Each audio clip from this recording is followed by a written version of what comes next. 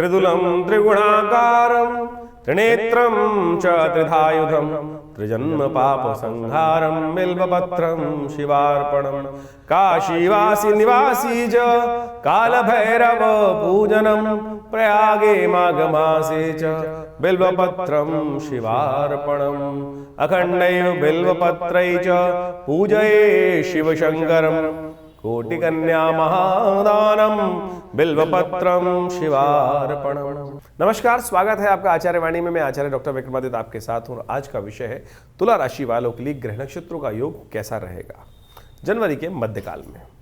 देखिए, ओवरऑल यदि हम बात करें तुला राशि वालों के लिए, देखिए आपकी राशि के दृष्टिकोण से हमें दिखाई देता है कि जनवरी का मध्यकाल आपके लिए अच्छा रहेगा, आगे बढ़ने वाला रहेगा। भाग्य को जगाने के योग कई प्रकार से बनते दिखाई दे रहे हैं। उसका कारण है कि चंद्रमा की गति जो इन दिनों आपके लिए जनवरी के मध्यकाल में रहने वाली है, वो विशेष तौर पर बृहस्पति के साथ से आगे बढ़ेगी और आगे तक चलते हुए लाभ वाले भाव में, भाग्य जगाने वाले भाव में सुंदर रूप से कार्य को आगे बढ़ाने की रास्ता दिखाई दे रही है। तो अच्छा योग है, खराब योग नहीं है आगे बढ़ने के लिए। लेकिन देखिए, समय कुछ अच्छा भी होता है, कुछ खराब भी होता है। तो जहाँ थोड़ा भारी है तो उसको सावधानी से समझना। ज्योतिष का यही लाभ है कि हम देश काल परिस्थिति को समझते हुए कार्य करें। ऐसे में ग्रह नक्षत्रों के दृष्टिकोण से जो योग चल रहा है वो कहीं रूप से आपके लिए अच्छा ही बनता दिखाई दे रहा है। कहीं ना कहीं कोई क्रिय विक्रिय का स्थान हो सकता है, काम का योग बन सकता है। जमीन जायदाद के लिए जो लोग काम करते हैं जमीन जायदाद क्षेत्र में, उनके लिए कुछ ना कुछ अच्छे आगे बढ़ने के चांस बन सकते हैं ग्रह नक्षत्रों के दृष्टिकोण से। लेकिन जो लोग नौकरी इत्यादि में वो कहीं ना कहीं थोड़ी सी परेशानी में चलते दिखाई दे रहे हैं। थोड़ा बंद कर काम करने की स्थिति उनके मनोमस्तिष्क में परेशान कर सकती है। विद्या के क्षेत्र में छात्रों के लिए खासतौर पर जो ग्रह नक्षत्रों का योग बन रहा है वो मन थोड़ा भटकता दिखाई दे रहा है। माँ बाप को ध्यान रखना चाहिए। जिन बच्चों की तुला राशि है उनका मन को भटकाव ना जाने की दे। इन दिनों मन थोड़ा भटकाव की तरफ रह सकता है। ये साफ साफ ग्रह नक्षत्र दिखा रहे हैं, योगा योग बना रहे हैं इस प्रकार से। तो आप सिलसिलेवार तरीके से समझ लीजिए ग्रह नक्षत्रों के दृष्टिकोण से कैसा रहेगा समय आपके लिए। देखिए, सबसे पहले हम बात कर लेते हैं 11 जनवरी की, शनिवार का अवसर, द्वादशी तिथि है और चंद्रमा महाराज आपकी राशि में बृहस्पति के साथ ऐसी जगह बैठे हुए हैं कि जो आपके लिए अच्छे योग बना सकते हैं। लेकिन मन जो है ना, मन का क्या करोगे? मन जो है वो थोड़ा सा कहीं डगमगाता दिखाई दे रहा है। सब कुछ बढ़िया होते हुए भी मन कहीं ना कहीं थोड़ा सा ऐसा है जो बंधन महसूस करता दिखाई दे रहा है। तो ये मन का हारे हार है, मन के जीते जीत। इसलिए मन को थोड़ा ठीक करने का प्रयास करें। बाकी सब व्यवस्थाएं बढ़िया हैं तो ज़्यादा परेशान होने की ज़रूरत नहीं है। उनको थोड़ा सा मन को की लिप्तता जो है वो थोड़ी सी, जो अननेसेसरी का प्रेशर आपने दिमाग में ले रखा है, जो आप अपने साथ न्याय नहीं होने दे रहे हो, उसको आपको ठीक करना आपके ही हाथ में है। और इस दिनों एक बात ध्यान रख लें, आपकी राशि के दृष्टिकोण से आपके ग्रह परिवर्तन की तरफ बहुत जल्दी जा रहे हैं। थोड़ा सा उनको ताकत देने का प्रयास कीजिए। शुक्र शनि की युति जो है ना, वो कहीं ना कहीं है तो बहुत अच्छी, आपके पंचम भाव में बैठी हुई है, युति बना रही है। लेकिन आगे जाकर ये थोड़ा सा जो शनि के साथ युति बनेगी वो भी शुक्र के साथ युति रहेगी, वो थोड़ा सा कहीं ना कहीं कुछ दिन के लिए परेशानी का योग बना सकती है। बाकी बहुत अच्छा योग बनेगा, लेकिन उस परेशानी को दूर करने के लिए आज एक ऐसा योग बन रहा है, उसका लाभ लेना चाहिए। शनि प्रदोष, शनिवार और प्रदोष का योग बन रहा है। तो ऐसे में विशेष तौर पर आपकी राशि के दृष्टिकोण से हमें दिखाई देता है कि गंधोदक के द्वारा, जो इत्र वाला पानी हो उसके द्वारा भगवान शंकर का शाम के समय अभिषेक करेंगे तो शनि आपके लिए अनुकूल हो जाएंगे। एक मंत्र है, शन्नो देवी रविष्ट्रया आपो भवन्तु पीतये शन्नो रविष्ट्रवन्तु नः। इस मंत्र का जप करते हुए या ओम नमः शिवाय इस मंत्र का भी उच्चारण कर सकते हैं। शाम के समय सूर्यास्त के बाद, अंधेरा होने से पहले ऐसे काल में जाकर जो प्रदोष काल होता है उसमें भगवान शंकर का अभिषेक करना आपके लिए सबसे अच्छा रहेगा। नए कार्यों को आरंभ करने के लिए दिन अच्छा नहीं है। सर्वार्थ सिद्ध योग जरूर है, लेकिन तिथि क्षय जिन क्षेत्रों में हो रही है उनको ध्यान रखना चाहिए कि नए कार्यों को आरंभ करने से बचना चाहिए। 12 तारीख की यदि बात करें, रविवार का अवसर, चतुर्दशी तिथि उदया तिथि के रूप में विद्यमान रहेगी दिल्ली के पंचांग के अनुसार से। और उस दिन रात्रि में करीब 12 बजे के आसपास चंद्रमा परिवर्तन का योग बना रहे हैं और ये भाग्य में जाकर विराजमान हो जाएंगे, जो आपके लिए धर्म का उदय, धर्म की तरफ इच्छा, धर्म की तरफ निष्ठा, कुछ अच्छे कार्यों की तरफ मन जाता दिखाई दे रहा है। कुंभ का अवसर बहुत जल्दी आता दिखाई दे रहा है। तो हो सकता है कि मन में ऐसा प्रोग्राम बनने की साधना करना, विशेष तौर पर धर्मयुग में कार्य करना अच्छा बन सकता है, क्योंकि ग्रह परिवर्तन की तरफ भी जा रहे हैं। चंद्र मंगल जो है क्षीणस्थ अवस्था में चलते हुए भी बृहस्पति के नक्षत्र में प्रवेश करते दिखाई दे रहे हैं। राहु महाराज शनि के योग में बनते नक्षत्र में जाते दिखाई दे रहे हैं और ये आपके लिए कई मामलों में अच्छा है, चिंता ना करें। लेकिन पारिवारिक दृष्टिकोण से जिनकी शादीशुदा लोग हैं उनके लिए थोड़ी खटपट बन सकती है, ध्यान रखने की ज़रूरत है। थोड़े विचारों में तालमेल आने में कमी आ सकती है, तो ऐसे में ध्यान रखिएगा। जो शादीशुदा लोग हैं उनको जीवन साथी को प्रसन्न रखना पड़ेगा। अगर जीवन साथी आपसे थोड़ा सा रुष्ट हुआ तो बस किस्मत सो सकती है, इस बात का भी ध्यान रखना। रविवार का अवसर है तो ऐसे में कोशिश ये करें भगवान सूर्य को प्रसन्न करने का प्रयास करें। सबसे अच्छा ये रहेगा कि जीवन साथी को प्रसन्न करें, उनके अनुसार से भोज्य पदार्थ बनाने का प्रयास कीजिए, उनको भोज्य के अनुसार से कार्य करोगे तो बहुत अच्छा रहेगा। तो ये उपाय आपके लिए सबसे श्रेष्ठ दिखाई देते हैं। देखिए आपके लिए थोड़ा सूर्य भी इन दिनों कमज़ोर चल रहा है, मंगल भी कमज़ोर चल रहा है, तो ऐसे में उन ग्रहों को ठीक करने के लिए सबसे अच्छा है कि आप थोड़ा सा पूजा पाठ में करें। हमने नवग्रह शांति महायज्ञ इस दिन रविवार के दिन विवेकानंद योगाश्रम में रखा है, जो सुबह करीब करीब 8 बजे से लेकर 11 बजे तक रहता है। आप दिल्ली में यदि रहते हैं तो विवेकानंद योगाश्रम में आ सकते हैं, उसके लिए कोई खर्चा नहीं करना पड़ता, कोई मेंबरशिप नहीं होती है। नहा के स्नान करके पवित्र वस्त्र धारण करके आप आइए विवेकानंद योगाश्रम में रविवार को सुबह 8 बजे से लेकर। उस सामूहिक यज्ञ में नृत्य पति यज्ञ होता है, उसमें नहीं बैठने देते हम किसी को, लेकिन रविवार को जो यज्ञ होते हैं उसमें अवश्य आप बैठ सकते हैं और लाभ ले सकते हैं। तो आप भी सादर आमंत्रित हैं। यदि दूर है तो अपने नाम से ब्राह्मण को बैठाने के लिए व्यवस्था जानने के लिए नंबर से फ़ोन कर सकते हैं, वो अच्छा रहेगा आपके लिए। 13 तारीख यदि हम बात करें सोमवार का अवसर, पूर्णिमा तिथि, पौषी पूर्णिमा का योग बन गया है ग्रह नक्षत्रों के दृष्टिकोण से, और ये आपके लिए विशेष तौर पर साथ साथ लोहड़ी का योग भी बन रहा है। इस दिन पौषी पूर्णिमा और लोहड़ी का योग जो है वो एक साथ बड़ा सुंदर योग बना रहा है। ग्रह नक्षत्रों के दृष्टिकोण से समय आपके लिए धर्म से लाभ लेने का है। देखिए ये इस दिन खासतौर पे ग्रह योग भी दिखा रहे हैं कि धर्म से लाभ ले लीजिए।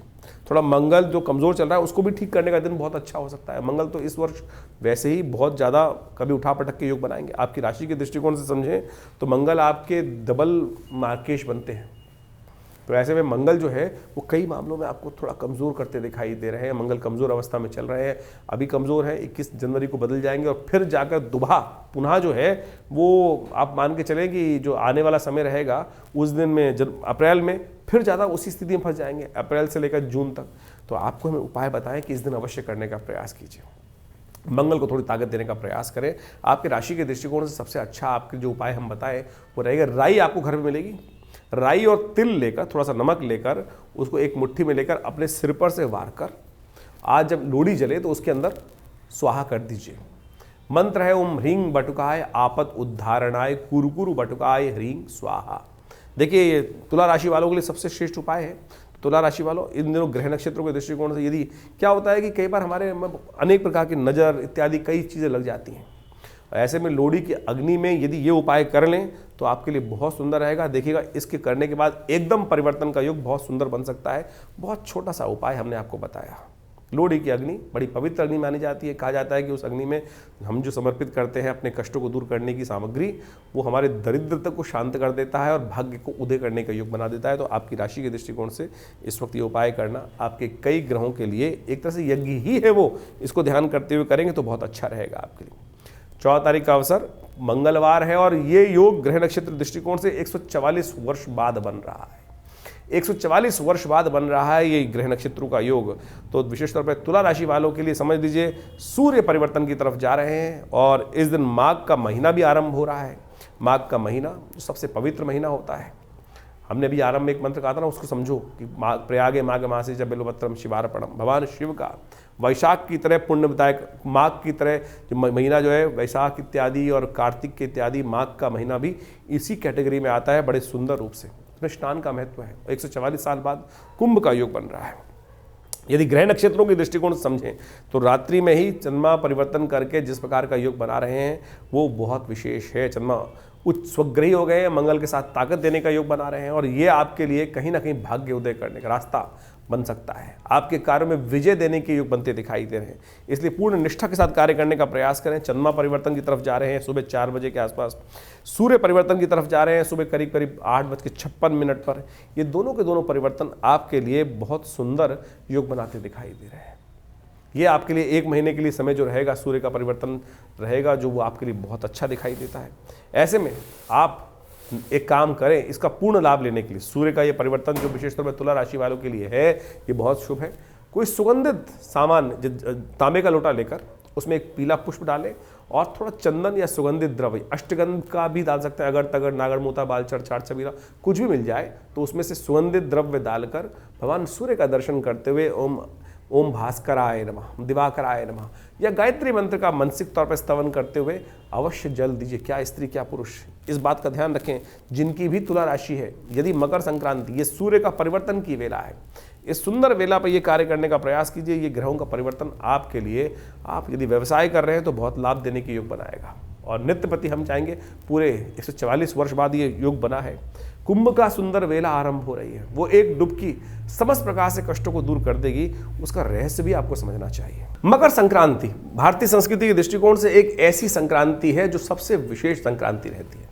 और इस बार संक्रांति का योग भी बड़ा विचित्र बन रहा है। देखिए इस बार क्या हुआ है कि मकर की संक्रांति और आने वाले कर्क की संक्रांति दोनों के दोनों मंगलवार के दिन पड़ रही हैं। और ये दोनों के दोनों जो मंगलवार को पड़ जाएं तो कहा जाता है कि पृथ्वी पर कहीं ना कहीं राज्य भंग होने के योग बन जाते हैं। जी हाँ, राज्य भंग होने के योग बन जाते हैं। तो ये राजनीतिक दृष्टिकोण से तो ये ग्रह योग अच्छा नहीं दिखाई देता, लेकिन आपकी राशि के दृष्टिकोण से यदि हम बात करें तो वो तो आपको हम समझा ही रहे हैं। लेकिन सबसे पहले मकर संक्रांति का पुण्य जो है वो शास्त्र में अद्भुत रूप से वर्णित है। पृथ्वी जो है जिस प्रकार से वो अपनी धुरी पर घूमती है, वो मकर राशि में, मकर जब सूर्य में प्रवेश करते हैं इस दिन, तो कहा जाता है कि उससे सूर्य उत्तरायण हो जाते हैं। आध्यात्मिक तौर पे इसका बड़ा महत्व है। गंगा का जब पदार्पण किस लिए हुआ था, वो रहस्य जो है वो हमको समझ में आना चाहिए। शास्त्र के दृष्टिकोण से इस दिन स्नान का महत्व बड़ा अद्भुत कहा गया है। कई प्रांतों के अंदर तो एक बहुत पुरानी कहावत चलती है, वो भी आपको याद कर लेनी चाहिए। मकर संक्रांति के दिन स्नान करने का बहुत पुण्य माना गया है। और पूर्वज एक विशेष तौर पर बताते थे कि इस दिन सिर में एक विशेष बाल होता है और यदि इस दिन स्नान किया जाए वो इसी दिन भीगता है और उसके पुण्य प्राप्त करनी, इतना महत्व शास्त्र में बताया गया। पुराने ज़माने में तो यहाँ तक हमने सुना है कि कहा जाता था कि सिर में एक सोने का बाल होता है और वो इसी दिन स्नान करके पुण्य को प्राप्त करता है। यानी कारण तो यही रहा कि स्नान अवश्य करना चाहिए। सर्दी का मौसम चल रहा होता था, पुराने ज़माने की बात है, लोग जो स्थिति चलती थी, बहुत सारे लोग स्नान करने से भागते थे कई लोग। लेकिन माएँ जो थी पुराने ज़माने में किस प्रकार से लोगों को प्रोवोक करती थी। सोचिए कि भैया सोने का बाल होता है, इस दिन तो कम से कम नहीं नहा रहे हो तो कम से कम इस दिन तो अवश्य नहा लो। पुण्य जगाने का प्रयास किया। संक्रांति का इतना महत्व भारतीय संस्कृति में बताया गया है। एक और शास्त्र में कथा जो चलती है, महाराज भगीरथ जिस प्रकार से अथक प्रयास से भगवती गंगा को प्रसन्न करके, भगवान विष्णु को प्रसन्न करके उस गंगा को प्राप्त किए थे। और भगवान जब शिव ने अपने शिरोधार्य किया, कहा जाता है कि अनेक वर्षों की उपासना करने के बाद भगीरथ से भगवान प्रसन्न हुए और भगवान ने उस गंगा को अपने सिर पर धारण किया। इसीलिए भारतीय संस्कृति में भगवान शंकर का जो मंत्र है वो सबसे श्रेष्ठ कहा जाता है। हम कोई भी शपथ लेते हैं तो जल ग्रहण हाथ में, संकल्प लेते हैं तो भगवान वो लेते हैं ना, जल हाथ में लेते हैं। तो जो गंगा जल हाथ में लेने की परंपरा है, भगवान शिव के मंत्र तो इसलिए जागृत हैं कि शिव ने तो उन समस्त मंत्रों के अधिष्ठात्री जो संकल्प का भाव है वो अपने सिर पे धारण कर रखा है भगवान शिव ने। इसलिए संकल्प को सत्य करने के लिए शिव का ध्यान अवश्य करना चाहिए। इसलिए बहुत पुराना मत, सत्यम शिवम सुंदरम जो कहा गया ना, सत्य शिव जो एक ही है, सुंदर है, वो गंगा के कारण ही है और गंगा का सुंदर प्रभाव ही ऐसा है। तो कहा जाता है कि भगीरथ ने जो उपासना करी थी, अनेक पीढ़ियों से लगकर भगीरथ जी ने जो प्रयास, भगीरथ के जो भाग्य जागे कि वो कारण क्या था कि सगर के पुत्र, जो सगर के 60,000 पुत्र थे, वो कपिल मुनि के श्राप से जो भस्म हो गए थे, उनकी मुक्ति का रास्ता नहीं मिल रहा था। गंगा को पदार्पण उसलिए कराया गया था। कहा जाता है इसी शुभ मुहूर्त में, उत्तरायण जब हुए भगवान सूर्य, और इसी मकर संक्रांति के दिन भगीरथ जब गंगा लेकर चले थे भगवान शिव के यहाँ से, तो इसी दिन वो पाताल लोक में पहुँचते हैं। जो गंगा सागर, जो आपको कथा याद होगी, सारे तीर्थ बार बार, गंगा सागर एक बार, ये वो गंगा सागर के स्नान का इस तीर्थ के दिन, इस 3 दिन के दिन अत्यधिक महत्व कहा जाता है। बड़ा मेला लगता है गंगा सागर पर। और कहा जाता है इस दिन ही भगीरथ वहाँ जो गंगा को लेकर पहुँचे थे, उससे पितरों की तृप्ति का, उनके 60,000 सगर के जो पुत्र थे, उनका जो वहाँ भस्म पड़ी हुई थी और उनकी मुक्ति का कोई मार्ग नहीं मिल रहा था, तब उनको भी वो मुक्ति का मार्ग वहाँ से मिला। तो कहा जाता है कि इस शुभ तिथि में अपने पूर्वजों के निमित्त अवश्य कुछ तर्पण, दान, पुण्य इत्यादि अवश्य करना चाहिए। और इस बात का ध्यान रखो कि इस दिन गंगा जल से स्नान अवश्य करो। गंगा का स्नान यदि तीर्थ में जा सको, कुंभ का अवसर है, सुंदर रूप से समर्पण भाव से भगवान के श्री विग्रह का ध्यान करते हुए इस मकर संक्रांति के पुण्य वेला पर, जैसा हमने आपको बताया कि 144 वर्ष बाद सुंदर इस बार तीर्थराज प्रयाग के अंदर ये योग बना है और माघ का महीना आरंभ हो गया। हमने आरंभ में एक मंत्र बोला था, काशीवासी निवासी च काल भैरव पूजनम प्रयागे माघ मासे च बिल्वपत्रम शिवार्पणम। जो त्रिदम त्रिगुणाकारम त्रिनेत्रम च त्रिधायुधम, कहा जाता है कि अनेक जन्मों के ऐसे शुभ योग में यदि एक बार बिल्वपत्र आप माघ के महीने में उस तीर्थराज प्रयाग के अंदर उस भगवान शंकर पर यदि आप एक बार भगवान शंकर पर उन शिवलिंग पर यदि अर्पित कर दें तो कहा जाता है कि अनेक जन्मों के पाप जो हैं वो संगार हो जाते हैं। तो इस शुभ योग महत्वपूर्ण योग का आपको लाभ लेने का प्रयास करना चाहिए। अवश्य अपने पितरों के निमित्त तर्पण ब्राह्मण भोजन अवश्य कराएं, गायत्री का जप अवश्य करें। ये शास्त्र में विधान है। हम अपने जीवन की जो भी उठापटक रहती है, रंगरलियाँ रहती हैं जीवन में, अपने पूर्वजों को भूलते चले जा रहे हैं और वो अपेक्षा करते हैं कि हमारे जो लोग हैं वो हमारे लिए कुछ ध्यान करते हैं कि नहीं करते हैं। तो भाई सब लोगों से अनुरोध है मेरा, अवश्य इस शुभ योग पर अपने पितरों की तृप्ति के लिए कुछ गायत्री जप अवश्य करें। ब्राह्मणों को भोजन, गऊ को भोजन, श्वान को भोजन, कौवे के निमित्त कुछ ग्रास, चींटियों के निमित्त कुछ ग्रास, भिक्षुकों के लिए कुछ ग्रास इत्यादि, गऊ के निमित्त ग्रास इत्यादि अवश्य निकालने का प्रयास करें। और हो सके तो गंगा जल का स्नान अपने घर में भी कर सकते हैं, नहीं तो तीर्थराज में जाकर विशेष तौर पर कुंभ के शुभ अवसर पर लाखों करोड़ों लोग वहां पहुंचकर इस शुभ वेला पर अपने पितरों के निमित्त तर्पण इत्यादि कर रहे हैं, तो आप भी अवश्य करें।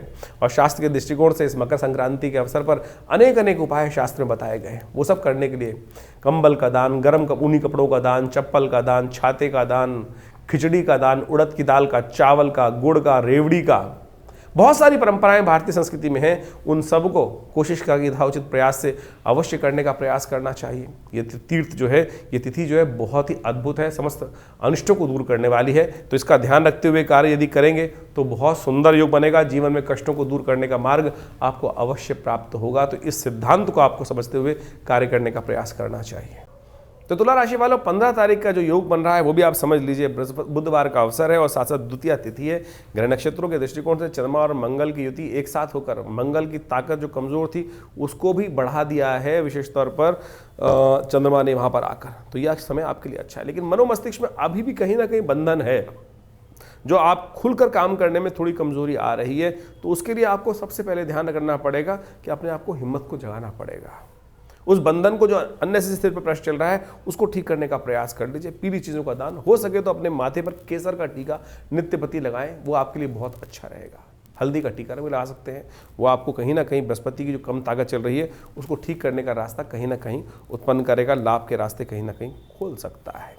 आगे हम बात कर लेते हैं 17 विशेष तौर पर 16 तारीख की। 16 तारीख बुधवार का अवसर, तृतीया तिथि है और ग्रह नक्षत्र के दृष्टिकोण से देखें तो चंद्रमा महाराज परिवर्तित होकर दोपहर को करीब 11:16 पर ये आपके एकादशवें भाव में चले जाएंगे और ये आपके लिए शुक्र से दृष्ट होकर लाभ के रास्ते को खुलते दिखाई दे रहे हैं। ऐसे में माता पिता की सुंदर सेवा कर कर उनका आशीर्वाद देते हुए कार्य करोगे तो बहुत सुंदर आपके लिए लाभ के योग ग्रह नक्षत्र बनाते दिखाई दे रहे हैं। ध्यान रखिएगा, इस दिन भद्रा है जो करीब दोपहर को 3:44 पर आएगी दिल्ली के पंचांग के अनुसार से। तो उसके बाद नए कार्यों में हाथ डालने से आपको बचना चाहिए, इस बात का ध्यान रखते हुए कार्य करें। बाकी ओवरऑल 2-3 दिन के लिए ग्रह नक्षत्र आपके लिए बड़े उपयुक्त स्थान में जा रहे हैं, इनका पूर्ण लाभ आपको अवश्य लेने का प्रयास करना चाहिए। 17 तारीख शुक्रवार का अवसर, चतुर्थी तिथि है और इस दिन ग्रह नक्षत्रों के दृष्टिकोण से आपके लिए ओवरऑल समय जो दिखाई दे रहा है, जो परिवर्तन का समय दिखाई दे रहा है, वो हमको दिखाई देता है कि विशेष तौर पर अच्छा रहेगा। चीज़ों को मैनेज करने में आपकी जो एनर्जी है वो अच्छी बनती दिखाई दे रही है। मैनेज करते हुए चीज़ों को आप लाभ की तरफ ले जा सकते हैं और चीज़ों को अच्छे कर सकते हैं। जो प्रॉपर्टी के क्षेत्र में कार्य कर रहे हैं उनके लिए और विशेष योग बनता दिखाई दे रहा है और कहीं क्रय विक्रय के द्वारा चीज़ों को अच्छे से आगे बढ़ने, जो मेडिकल क्षेत्र में काम कर रहे हैं उनके लिए भी विशेष तौर पर ग्रह नक्षत्रों के दृष्टिकोण से इन दिनों तुला राशि वालों के लिए अच्छे योग बनते दिखाई दे रहे हैं। इनकम में, आमदनी में भी इजाफा होने के योग बनते दिखाई दे रहे हैं। लेकिन जो शिक्षा के क्षेत्र में लोग हैं वो ध्यान रखिएगा, थोड़ा सा मन में विचार कहीं ना कहीं बढ़ता दिखाई देगा, ध्यान उसमें रखते हुए कार्य करना है। सरलता का भाव अपनाते हुए कार्य करेंगे तो बहुत अच्छा रहेगा। तो कहीं ना कहीं थोड़ा सा जो क्रिएटिविटी है वो थोड़ी कम होती दिखाई दे रही है, क्योंकि बृहस्पति इन दिनों थोड़े कमजोर चल रहे हैं। तो बृहस्पति को ताकत देने का जो सुंदर तरीका है वो आप ध्यान रखें। श्री गणेश विघ्नहर्ता गणेश जी का दिन है। इस दिन विशेष तौर पर ध्यान रखें, गणेश जी को समर्पण करने का दिन है। चतुर्थी जो होती है गणेश जी के लिए, संकष्टी चतुर्थी का योग बन रहा है 17 तारीख को शुक्रवार के अवसर पर। तो इस दिन तिल का दान, श्री गणेश का स्तवन, तिल के लड्डू बनाकर गणेश जी को। माताएं क्या करती हैं इस दिन, अपने संतान के लिए, बच्चों के लिए व्रत रखती हैं और उस तारे को देखकर गणेश जी का स्तवन करते हुए, गणेश जी का कथा का श्रवण करते हुए इस दिन तिलकुट का सुंदर बनाया जाता है।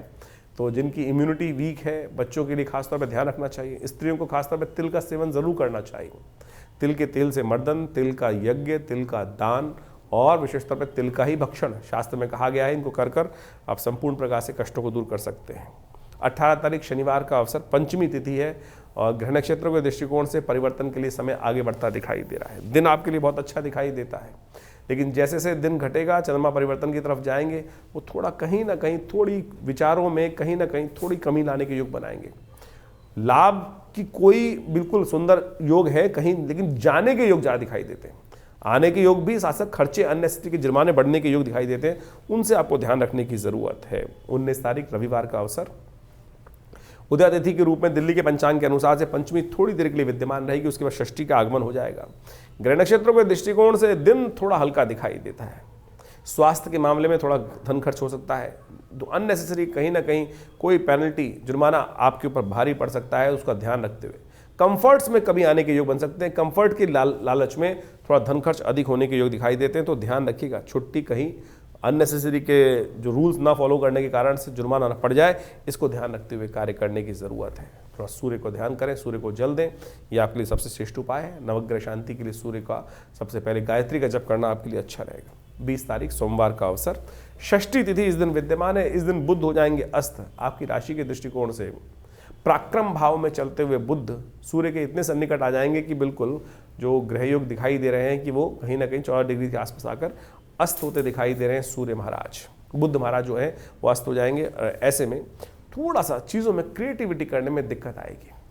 थोड़ा पराक्रम में, थोड़ा कहीं ना कहीं हिम्मत में या चीज़ों में जो क्रिएटिविटी बढ़ रही थी उसमें कहीं ना कहीं कमी आने के योग बनते दिखाई दे रहे हैं। ऐसे में कुछ दिन लगातार जब तक बुध अस्त है, कोशिश ये करें हरी चीज़ों का दान करें।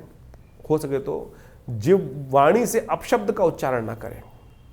बुद्ध जब कम ताकत में है और ऐसे में या अच्छे हैं बहुत ज़्यादा, और वाणी में यदि अपशब्द का उच्चारण बहुत ज़्यादा हो तो ध्यान रख लीजिएगा बुद्ध की अच्छी शक्ति वो खत्म हो जाती है, और खराब बुद्ध के टाइम पे तो और ज़्यादा बुद्ध खराब हो जाते हैं। तो इस बात का ध्यान रखते हुए कार्य करने सबसे श्रेष्ठ उपाय यही है। इसको ध्यान रखते हुए करेंगे तो अच्छा रहेगा। तो इस प्रकार से ज्योतिष का जो विज्ञान है वो बड़ा चमत्कारी है। हर रोज़ ग्रहों को परिवर्तन का योग बनता है। वो परिवर्तन किसी के लिए अच्छा, किसी के लिए खराब, वो योगायोग आपकी जन्मपत्री, आपके जन्म के समय, आपके कर्म अनुसार उसका प्रभाव आपके जीवन में पड़ता है उस परिवर्तन का। और इन परिवर्तन को समझने के लिए ज्योतिष के दृष्टिकोण से उन काल गणनाओं को समझकर और अनुभव के द्वारा उस चीज़ को समझा जा सकता है कि ये प्रभाव क्या कुछ उत्पन्न कर रहे हैं, क्यों कर रहे हैं। सबसे पहला प्रश्न जो मनोमस्तिष्क में हर व्यक्ति के आता है, क्यों, सामने वाले के जीवन में कैसे और मेरे जीवन में क्यों के नहीं हो रहा है। सब कारण प्रभाव जो है वो कर्म का ही है। अवश्य में वो भुक्तव्यम कृतम कर्म शुभाशुभम। और अनेक अनेक महात्माओं ने, संतों ने उस भाव को समझाने का प्रयास किया है। जो कर्म के प्रधान से, कर्म के द्वारा रचा गया चीज़ है वो बदली जा सकती हैं, बिल्कुल कर्म के द्वारा ही बदली जा सकती हैं। ज्योतिष तो कालगणना को पढ़ने का तरीका है कि किस प्रकार की जो हवाएं हैं, किस प्रकार का वातावरण है, कैसा कैसा बनेगा। लेकिन उसके बाद भी यदि समस्त ग्रह खराब भी हैं, तब भी आप अपने कर्म को सुधार कर उस उपाय को जो हम करते हैं, जो शास्त्र के दृष्टिकोण से बहुत विभिन्न उपाय शास्त्रों में वर्णित रहते हैं और अनुभव के द्वारा संत महात्मा गुरुजन इत्यादि बताते हैं, वो कर्म को बदलने का ही तरीका है। और आप इस बात को समझे, बहुत सारे लोग जिस प्रकार से ज्योतिष के ऊपर कुछ व्यंग भी उपस्थित कर देते हैं। अरे भाई, ज्योतिष तो काल गणना को बता सकता है और समझा सकता है आपको, और यदि कोई बदलना चाहे तो उसको बदल भी सकता है। उसके लिए सबसे पहले धैर्य की आवश्यकता है, विश्वास की आवश्यकता है। तो इस बात को हम समझें तो बहुत अच्छा रहेगा। जितनी जल्दी समझ लें वो अच्छा है, आपके लिए भी जीवन में कल्याण का योग बन सकता है। बहुत सारे लोग समय समय पर अपने अनुभवों को हमारे साथ, हमारे आश्रम पर आके साझा करते रहते हैं, और उससे जीवन में जो जिस प्रकार का हम कार्य कर रहे हैं उसमें भी हमें विश्वास जागता है, हमें भी विश्वास जागता है कि कैसे वो काल गणनाएं थी और कैसे वो विचित्र तौर पर स्थिर रूप से जीवन में घटना घटी और कैसे उससे बदला भी गया। बहुत बार गणनाएं देखी गई और उस पर प्रभाव भी देखे गए। भविष्य को बदला जा सकता है बिल्कुल। जो हम हर रोज़ नित्य प्रति आपको आपके भविष्य को देखकर, आपकी राशि के अनुसार से देखकर, उसके साथ साथ बहुत सारे उपाय जो शास्त्र में वर्णित उपाय हैं, पुराण इत्यादि ग्रंथों में वर्णित उपाय हैं, वो आपके समक्ष रखते ही हैं। और जो अभी समय चल रहा है कुंभ का समय चल रहा है, 144 वर्ष बाद इतना सुंदर कुंभ का युग बना जिसको महाकुंभ कहा जाता है। ये एक ऐसा विषय है, एक ऐसा चीज है कि आप समझें कि जो लाखों जन्मों का जो भार है वो 1 सेकंड में काट सकते हैं।